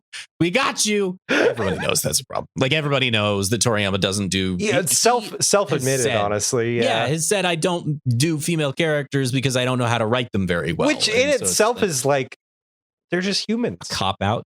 Like Yeah, they're just because humans. they're just like, fucking people. like you You just- viewing God damn it. female characters as this unreachable Yeah, different thing shows that you have a disconnect between male and Oh, female humans. You know what I mean? Like yeah, They're just diving into people. The psyche of Toriyama here, where you're like, Yeah. well, it just shows that you're like a closet. I don't mean to make fun of him or anything, but it's just interesting that like he holds the female. creature at a different. Yeah, like on a what I don't different- even know yeah, what words, he- to say, but he holds it at Yeah. a distance between male and female. It considers them very different. It's an interesting viewport into his decision making, and into, Yes. or rather into his psyche. Thank you for That- saving me. I knew what you were trying to say. I got it. I fully comprehend what's going on here because I see the same things, and I'm just like, you don't have to be like that. So, okay, Boo now holds the candy, and there's this pretty elongated sequence where Boo describes how he's going to eat the candy, and it's I have to explain it this way, extraordinarily fetishistic. I want anything but to agree with you at this point. The same thought popped into my head watching this scene. It is. It's It it's is. so over the top that it's like it's that level. And It's a weird. confirmation for me. It's a confirmation for me that Toriyama has a thing about I don't this. even know because I don't know who drew these or animated them, but like it's fucking weird to show to kids. I'll say that. I have hard ways. I have no words. Bad English. Can't because it's Boo just- mad. it's- we're just watching Toriyama's fetish for like 30 seconds, and it makes me realize that we've been watching Toriyama's fetish this whole time. I hate And- I hate that you might have a point because you go back to like Cell and absorbing the androids and like the way yeah. that he did it. Like there is something. I don't Yes. I don't want to make any accusations because really it's just two stupid white American boys. But like this animation's weird. It's weird. It is. It is. And it draws into question all of the elongated absorption sequences. It's and not why only it weird in continues to itself, but it happen. stacks on what we've seen before. Yeah. And you know what? Let me just make totally clear, just in the weird off chance this makes it in. I am not shaming Toriyama whatsoever for doing this. I love the fact that he is choosing to explore something that he likes. I really appreciate that because it helps him identify things within himself. And the problem is that he puts it in our eyes. It's not what I want to see in my punching, fighting, streaming show, Toriyama. It's just not. Oh, this is a strange episode. I don't know what's going to end up in here. I don't know either. So, okay, Boo's holding the candy, and suddenly Boo's fist starts shaking, and it punches him in the face. And that is because Vegito is so fucking powerful that even as a coffee hard candy, he can float and move around and retain his full power and can talk. And my only note here is this is so fucking stupid. And I spelled fucking wrong because I was just done. It's just like, it's just so cartoon again. And you're either on board with it because they presented it well, or you're off board because they fucking didn't. And I'm not on board. I don't think I'm on board either. They have time and time again. I mean, I get it. Vegito is the end all be all. He's ultra powerful. Yeah. So if He's God. anybody can take candy form and do something productive with it, it's Vegito. But like, Sam. it doesn't Yeah. work for me because we were led to believe that being turned into candy was literally being turned into candy. Where is his brain? Where is his nervous system? He's fucking chocolate. Like, What's happening? it doesn't make any sense at all. I don't know. Boo can't fight Candy though, and so he ends up turning him back into his original body, which of course It's a little clever because he is essentially a jawbreaker. And another word for jawbreaker when you have Vegito's power behind you is a fucking bullet. So That's true. he shoots Yes. Boo a ton and it does hurt because he's a bullet. Yeah. And the only thing is, after all this fighting and all this shit and just the stupid pinball attacks and watching Boo flail around while the candy is watching from a distance, like, it's just. Let me make this very clear. This is fun. It is, but I'm not on board. It's fun. It's unpredictable. It's anything but boring. Which we've complained about Dragon Ball Z a lot because it gets boring. This is not boring. Not boring at all. It's off the rails. It's unexpected. It's bewildering. It's crazy. It's absolutely insane. The things that I'm emotionally invested in are no longer present within this television program. There's no emotion behind it is the problem. There's no impact or stakes or anything. It's a piece of candy fighting a big pink monster, and it's entertaining because it's hilarious and you never would have expected it. Yeah, but anything that I cared about in this show, which there are a lot of things, the show has drawn me in far more than I ever expected it to at points. But now we're doing this in the exact same television program. It's that's Dragon Ball Z, and that's all I can say. So the coffee chocolate candy shoots through Boo's mouth like a bullet and goes out the back of his throat, cuts off his antenna. That was cool. That was pretty cool. Yeah. And Boo just regenerates. Boo voluntarily turns him back into Vegito because is he going to fight? At least he can fight him. A candy piece or a man? But my question is, why not turn him into a cake? Wouldn't that be a little bit easier to fight? A little big old chocolate cake? I don't know, because then Vegeta would shoot off the strawberries and use the icing to whatever. I don't know. He turns him back into a man. And then we get to what I think, for me personally, is the highlight of all 5 episodes. Really? It is Did we need the dumbest this shit I've ever seen? Did we need to see any of this shit? Please explain it. And I fucking adore the balls of this show to do what they did. I honestly don't even understand what the fuck is going on at this point, because we go to King Yama and fortune teller Baba. Go back to the Yama lock, by the way. And talking about like, oh, Vegeta's a bad guy. How did he get his body back? Well, I broke the Yama law because I'm fucking King Yama. And then they flash back to the moment where Vegeta gets called up to King Yama's desk to negotiate getting his body back, even though he already has his body back, so we can go back to Earth to fight Boo. And there's like this, it's really long, and the flashback, it's a flashback because it's like desaturated. The coloring is really like different. Sepia-ish. It's ish, but there's still color. And then Vegeta goes on a monologue about how he was killed in the first place and why he wants to go back to Earth to kill Boo. And we get a flashback within a flashback, and that flashback is totally black and white. And we see once again, for like the third time, Boo killing him and him sacrificing himself and saving Trunks, his son, as a when Vegeta was Majin. We need to explain.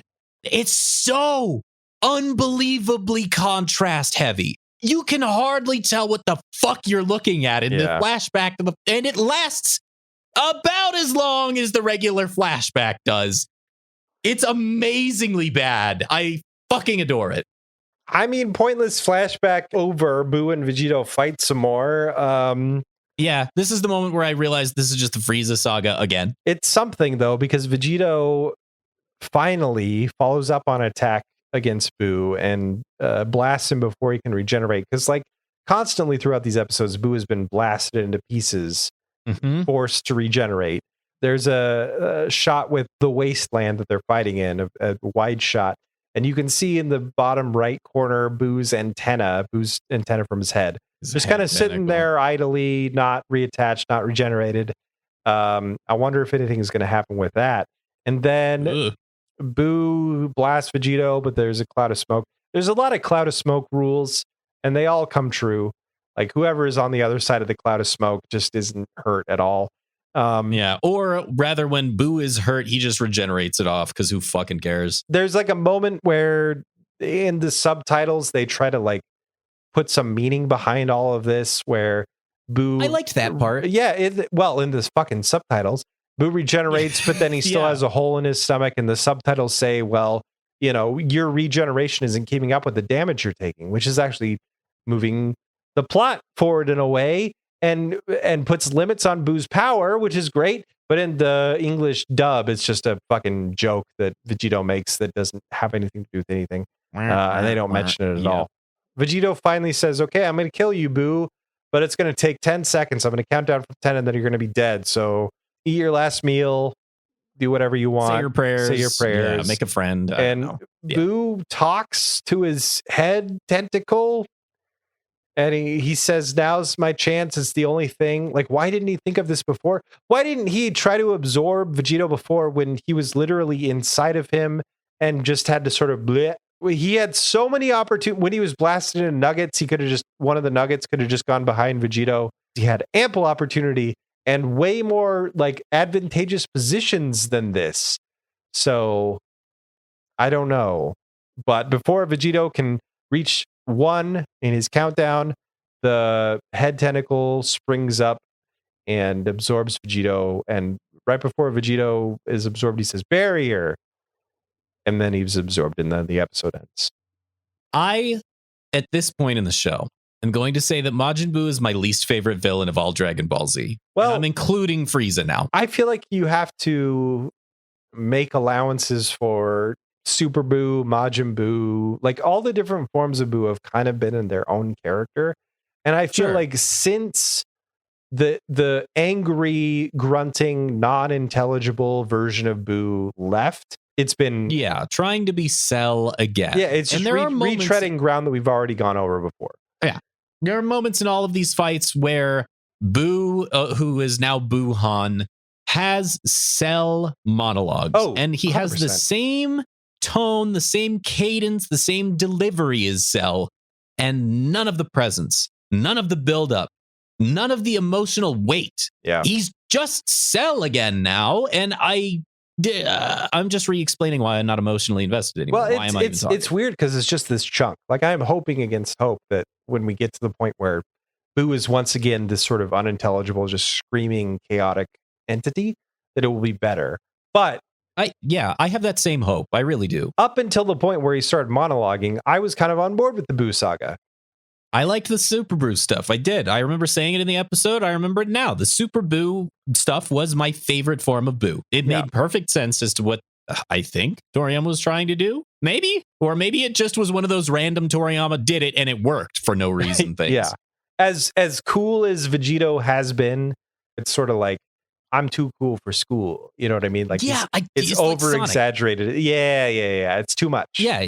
Sonic the Hedgehog level cool, where like, does this go to show you that if you live off of the rule of cool, it doesn't matter how little sense your shit makes? As a kid, yeah. If you're trying to appeal to a kid, yeah. Huh. Yeah. As an adult, I feel like the combination of Goku and Vegeta is a really cool prospect and a cool plot point to explore, but in execution, it's just like, oh, he's just fucking Sonic the Hedgehog. Yeah. Yeah. That's 100% true. And as a kid, that's who. But that's who you loved. Yeah. As a kid, that's who you wanted to see. It's not what I want out of a hero anymore. Yeah. As an adult, it's not what I want. It's just all right. So I'd like to reiterate at this point that I do actually like this show, like a lot. I like this show, and I think perhaps I'm being unfairly harsh. But I've already gone over how what we do is unfair to the entire Dragon Ball Z unit, the entire Dragon Ball Z everything. So I'm just going to continue to be unfair. Anyway, let's make this episode done. Let's do it. You are more hyped this episode than I think I've ever seen you, man. I'm ready, man. fucking hype. These episodes were extraordinary. Now we're talking about the episode 273. The Japanese title is A Demonic Maze. What is there inside Boo's belly? The American title is The Innards of Boo. I didn't make a title for this one, just like I didn't used to in the beginning. Of course. So this one I'm going to call Goku and Vegeta's Ass Venture. That's very good. Vegito is defeated. Boo is the last powerful figure on Earth. He has a fun little spree across the planet, and what the hell? He's earned it. Yeah, sure. He's going flying around celebrating. Yeah, I did it. I'm the best. I'm the best. And then they go to the Kai planet, and everybody talks about how Vegito fucked up and has failed. No. Oh, no. Supreme Kai actually says, and I really love this. He's like, I'm a disgrace to the Kai line. I didn't do good. They make mention of the fact that Boo is still wearing Gohan's clothes. I didn't expect this to be a plot point. I thought that it was just like a continuity error. He had absorbed Vegito and didn't transform after the fact, but he didn't transform. And for some reason, that's a plot point. So he's still dressed as Gohan. And so that's like some kind of signifier that like there's still hope, according to Elder Kai. Boo flies around a city and blaze around and blows stuff up and shoves cars, and that happens. Yeah, and Hercule and Dende are the only ones alive on planet Earth with the dog. And I'm really curious at this point why there isn't a subplot with the fucking Dragon Balls. And yeah, I thought the same exact thing in that exact moment. Like the plan B, like we had the Dragon Radar as a plot element and like a few episodes ago, and like why aren't Hercule and Dende like flying toward the Dragon Balls to try to resurrect people, resurrect warriors, destroy Boo, like something, anything. Like the show is called Dragon Ball Z. That didn't change. Shouldn't they be like looking like, isn't that better than just random pointless conversations that they've been having? Anyway, they don't do that. So Boo realizes that he hasn't transformed from Vegito's absorption, but he doesn't care and moves on. And then he rips off the Gohan shirt and he's just shirtless Boo again, which I thought was like, oh, he's naked. Ooh, no. Like there was some kind of like, I don't know, even though he was shirtless before. No, I had the same thing. I didn't like seeing his flesh. I didn't like it. So meanwhile, inside Boo's body, we go and there is Vegito is alive, but he's small, but he's inside Boo's body. So yeah, whatever. Like, could he break out like a bullet? Like, could he just fly out? Because he's super powerful and it's just flesh between him and the outside world. But apparently he got absorbed on purpose so that he could rescue Gohan and Goten and Piccolo, blah, blah, blah, blah, blah, from inside Boo before he destroyed Boo. But that doesn't make sense because they could just had the Dragon Balls and wished everybody back to life.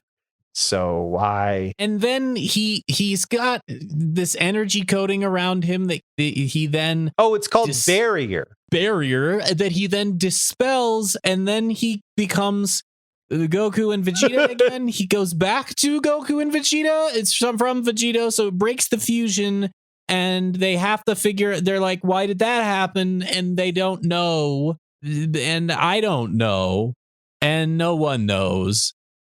But now they're separated. You know what? I would be fine. I actually would be kind of interested if they did like a separation of the two while they were inside Boo's body, and they knew that when they went outside Boo's body, they would fuse again, and so they had a little time to like talk about, because it was so sudden when it first happened. So they were able to talk about like, well, yeah, it fucking sucks, so we're not gonna have our own identities, but it's for the good of the universe, and like to make arrangements. I don't know. It could have been a really interesting character conversation at that point, but what they land on is Vegeta's not going to fuse again, and he crushes the earring, and so they can't fuse again. And yeah, it's just another case of like, here's this really cool thing that 4 episodes later we just throw away. Yeah. And this show does that a lot. And at this point, I was surprised, if I'm being honest with you. Why do you say that it's permanent if it's not going to be permanent 4 episodes later? Like, just don't put that expectation in our heads. Like,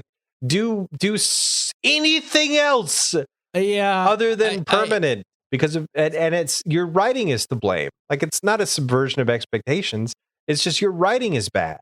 Like, you could have just done better by changing one word 7 episodes ago. It would have been fine. You didn't do that. Why? So, because I haven't seen these before, I really wasn't expecting Vegeta to just break it, which seems in character, but at the same time, the lack of them having a conversation was upsetting, because I was hoping for the same exact thing you were hoping for, and they just don't really have that. It's just, I guess we're not fused anymore. Vegeta says, I don't want to do that again, and breaks it, and then they move on. Yeah. It With sucks. a little bit of Goku pushing back, like, oh man, Vegeta, why'd you have to do that? There is more Goku pushing back than I expected there to be, but like, it still sucks. I've said this before, but I'm so done with Goku that I was upset to see him again, and I don't want him anymore in the show. I'm over him. The show had 253 episodes of build up to Gohan, and I'm just so fucking tired of Goku, which, like, I can hear it now. If you're sick of Goku, don't watch this show. Like, this is the wrong show for you. But it's like, I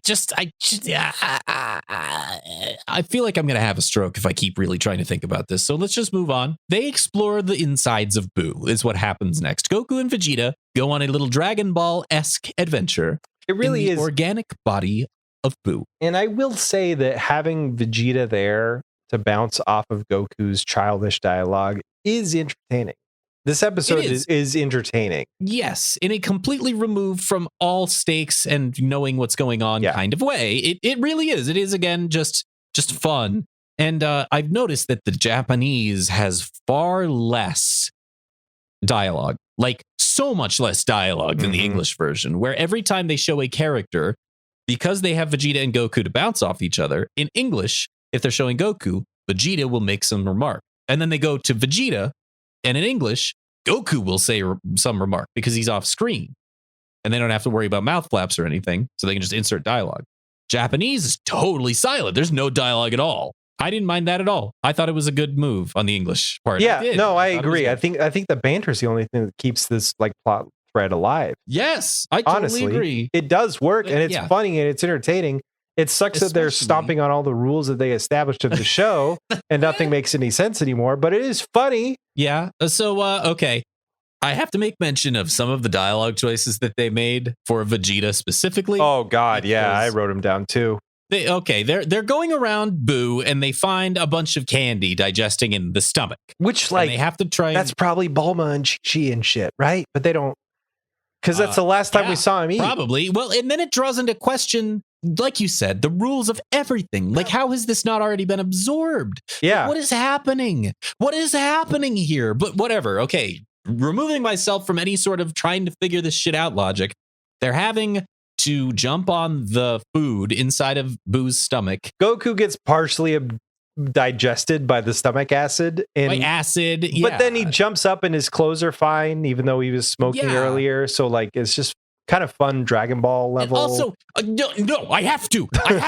What the fuck? So Buu gets exploded about 1 million goddamn times, turned into shit over and over by blasts, by punches. How's this food still intact in his stomach? He reforms it just like he reforms his shirt.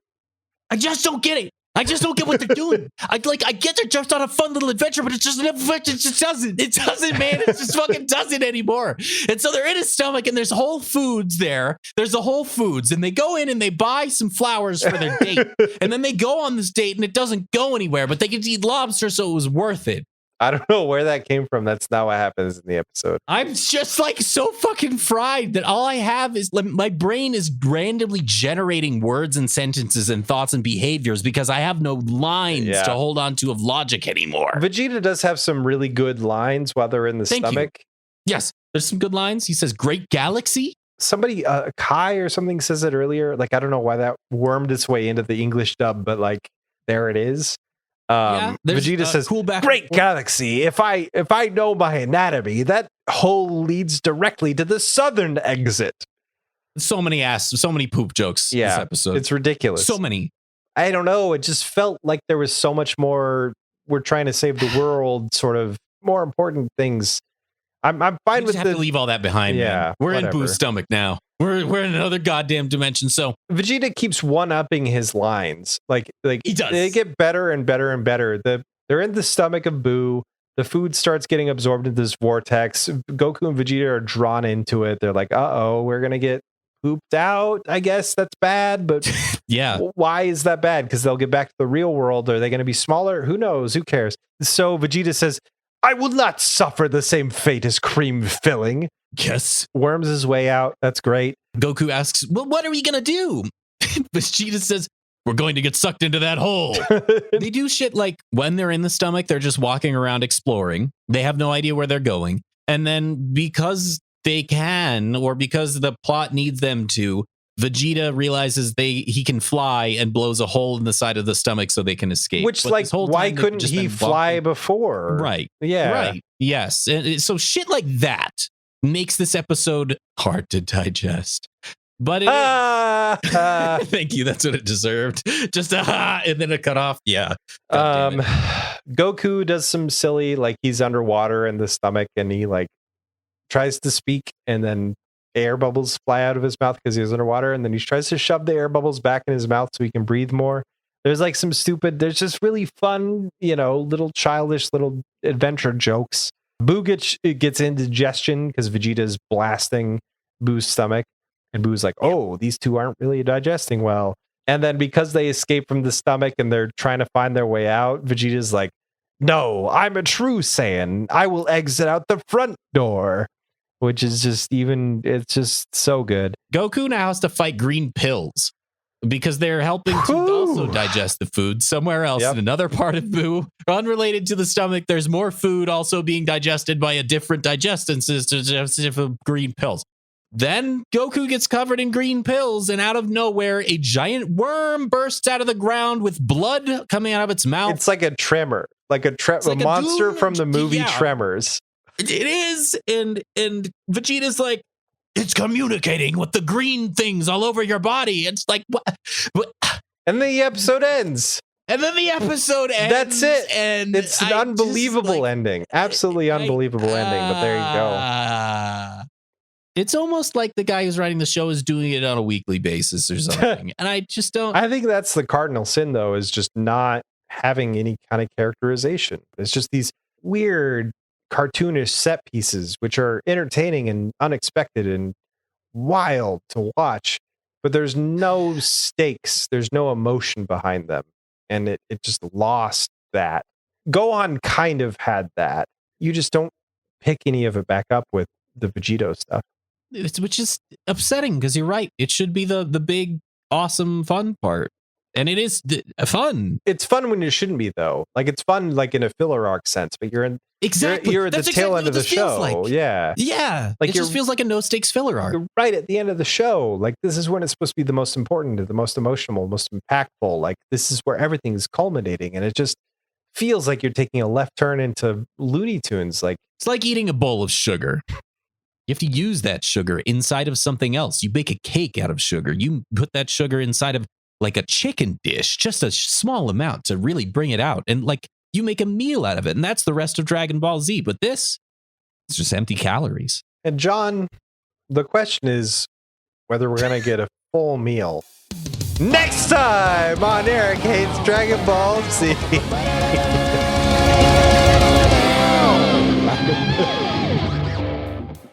Thank you for listening to Eric Hates Dragon Ball Z. He might hate the show, and so do we. If you like what we're doing, and he loves that you're listening. If you enjoy what we're doing and you want to hear more shit from our team, check out the other podcasts that we do. We have one called Halloween Nation that our good friend Joshua does with their wonderful co-host Leah. It's all about spooky, scary stuff. You can also check out Tales of Nowhere. It's a genre-bending RPG adventure where we cast characters. You've heard all this stuff before. Octopus.com, talesofnowhere.com. We're cool. Okay. If you have any feedback for us, you can email us mail@ehdbc.com. We also have a bunch of other social shit. If you care, you'll Google us. Cool. I make music for this podcast. It's Burn7 on SoundCloud or burn7.newgrounds.com. I've never plugged my Newgrounds before, but I get way more attention on Newgrounds than SoundCloud. So yeah, why not? Do that. I don't know. Who gives a fuck? What am I forgetting? Oh, we were gonna do the last voicemail and email. Oh yeah, you mean text? Right. Okay. All right. This will bring us back. We also have to finish up our voicemail and text message list here. We've got a text message here that says, "Heya, it's Lori for the first time. Whoa. How much do I have to pay you guys to put the raw, uncut audio on Patreon for me to listen to? I want 5+ hours of random bullshit. Unpopular opinion, I don't mind the live-action Full Metal Alchemist movie, and speaking of, just watch the original series and then Brotherhood. It's fine. You'll do fine. I started on Team Eric and have, because of you, watched the abridged version, which is something I swore to never do. How dare you?" From the Valmus. That's amazing. Truly, that we can convince somebody to at least try the abridged version of Dragon Ball Z. It's just fucking Superior way to amazing. watch the show, really. Give us $50 and we'll put this entire 4+ hours episode that we're currently recording up on Patreon. $50. I say some shit. Give me like $249, and you can find out some shit about me. $100 and we'll put the raw audio. Oh God, I really don't want to put out a raw uncut version, but if y'all really, really want that, like, it sucks. It's so terrible. We get up, we take bathroom breaks with like we just rant. Like it's awful. Yeah, you're really not missing not out good. on anything. Yeah, when we don't say words right in a not funny way, so we cut that out. It takes a long time for us to open the filing cabinet in our brains and find the correct word. Our thesauruses are slow. You don't want it. You don't. You really don't. You just can't have it. I'm just going to say you can't have it. That's rude. Sorry. We should try, I guess. I don't know. I kind of like when we put out like a longer version on our Patreon. Yeah. And then we truncate the fuck out of it and put that on our feed. That might not be the worst thing in the world. Maybe for like whatever series we do next, we can do that. I might be able to get on board with that. The only problem is like you have to edit it twice. That's the shitty. Yeah, but like the way I've been doing it is I'll edit it and I'll keep all the stuff that I'm kind of like in, and then the stuff that I'm pretty sure I'm going to cut out, I just put a marker on it. I know the way that I edit is a little bit different than the way that you edit, so it might be a little more difficult for you. But if we went in with that mindset, it wouldn't be that hard. Yeah. Well, thank you very much for your text message. We really appreciate that you're reaching out. And thank you for being on our Patreon and supporting the podcast and offering to pay us money to listen to the worst part of ourselves. Shit. Yeah, seriously. We got another text message. This one says, "Hey, Eric and John." All it says is, "Hey, Eric and John." This is Artex. Thanks, Artex. Appreciate it, man. You're the best. Sorry, Spence. I don't know why. He's not gonna like that he didn't put "and Spencer." We'll probably get another text like, "Shit, and Spencer." Or he did it on man, purpose. That's funny. If you had to pick with only ever seeing one arc out of DBZ, would it be the Namek arc of the Frieza saga or the tournament arc of the Buu saga? Tournament arc of the Buu saga. None of the Namek stuff was really fun. The tournament stuff was really kind of, I don't know, but maybe that's because we knew the characters by then, but even still, like, it was just... There's some intrigue there, not knowing Kai. And I guess there was some fun stuff in the Frieza saga if we're talking about the Ginyus coming in, but that's the Ginyu saga. So. Yeah, but like the tournament stuff, there's like no stakes. It's just people having fun because they're good at fighting. Like, so they were more, a little bit more casual, and like, I feel like that was more entertaining. I would definitely pick that. We also got a more recent text from Artex that says, "Hey guys, it's Artex here. I just listened to your New Year's special. Then for the Japan KFC party bucket, you have to order it, I believe, like 6 to 12 months in advance." No way. That's crazy. For a fast food restaurant that has chicken at the ready, why can't you put together a party bucket on demand? Unless they're like closed Christmas Day and they just release the orders that they, I don't know. I'm so curious. I want to make this happening. I want to make this happen so bad. So do I. April Fools, don't be surprised if we share a party bucket with like Christian Slater or something. Why would they not be surprised if that happened? I'd be surprised if that happened. And finally, we have one more voicemail. Hey, John and Eric. It is Artex here. First off, Not mentioned in all of this you one guys, either. Started out in Tales of Nowhere and then moved over to Eric Hates Dragon Ball Z. Absolutely love all the things you guys do. John, swear as much as you want. Eric needs to be on the show, obviously more, but he has a family, understandably. Also, Sinister, you are always the good, what did you call it? Example? Yeah, that's the word.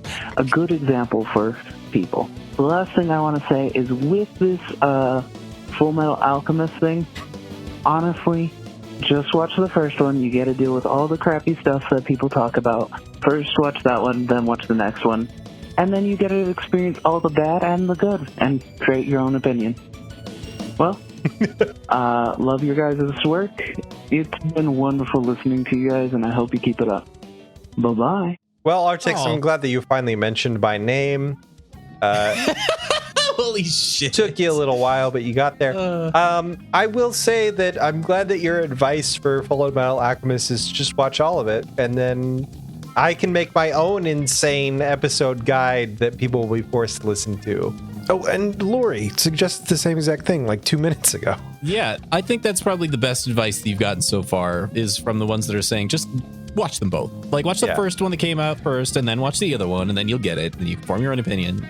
I think that's the best advice you've got. And do you ever wish you were back in like junior high school where you had the free time to do that? Watch an insane amount of anime, like catch up on One Piece or Bleach or whatever. I run into the problem where I think if I was able to go back in time and then give myself that stuff, then I wouldn't have had all the experiences that I did doing the stuff. That I Fuck did. you. Yeah, of course you wouldn't be know, the I same know. person you are today. I know. I get it. Yeah. But do I wish I had that amount of free time where I could wake up and not give a fuck about what I have to do with my day? Yeah. Yes, of Yeah. course I do. Yeah, you go ahead and try not sleeping until 3 or 4 or 5 a.m. every day and then waking up at 8 a.m. for work. You'll get some shit done. You should try that. It's called the Insomnia Special. It really helps you achieve shit that you just otherwise wouldn't be able to. Also, I'm going to have schizophrenia tomorrow. So, you know what? He did give you a fairly truthful compliment, which is you are the good example here. You're a good you're a solid example to follow. Like I am the example of a person that you can get entertainment out of, but don't actually listen to their ideas because they're bad and you'll go to jail. You're the person that you can come up with a solution to something that doesn't end up with jail time. You're a good example. No, you're right. It was a very nice compliment, and I'm grateful to have gotten it. If I had a pun, this is the part where I'd throw it in and then you'd laugh and then we'd end the show, but I don't have one. I'm trying to get some with Yama. This is why we don't release the unedited versions of these episodes, PS. You know what? Maybe we should start making puns out of our patron names, which, by the way, we would like to thank all of our patrons at the end of the show. We haven't quite done that yet. And so we would like to go ahead and thank, I'm just going to read them off because we're so fried. We're just going to do it this way. Here we go. Nathan Rodkey, Mr. Antiquity 37, Ayuku and Dad, Nick Archer, Amanda Giles Gillies, MJ Snyder, Josh West, Cole Dwick, The Fish, Tom Prochnicki, Tinny, Erowin, Oh Noe Zoe, Eric White, Andrew Winden, Tyler Hyatt, Krach Keener, Artex the Creator, Lori, CJ Collins, Hearst ran out of gas, Dan Shumate, Felix Rodriguez. Thank you all very much for continuing to support this. And yeah, that's all I got. We're super fried. We're really trying. We're gonna take a few days and digest these episodes. We'll be back with some more content on Barricades. Not pun. Not pun. Reference. I am so blanking on every single available option. Boo-hoo, John. Boo-hoo. We've definitely used Boo. I don't know that we have. I do. I remember using it twice, I think. Then why is it bad to use it 3 times? Because it's unoriginal. I'm just Mr. Saiyan. Who the fuck is Mr. Saiyan? It's Mr. Satan. But I tried to say I'm just Saiyan, and then I said Saiyan, which is a thing in Dragon Ball Z, so it just doesn't. None of it. We have to stop. Yeah, how long is this recording been? Over 4 hours. Fucking 4 hours? It's over 4 hours! It's over 4 hours! I don't care if we end that way. Fuck it. I'm gonna stop recording That's now. pretty good, actually. I think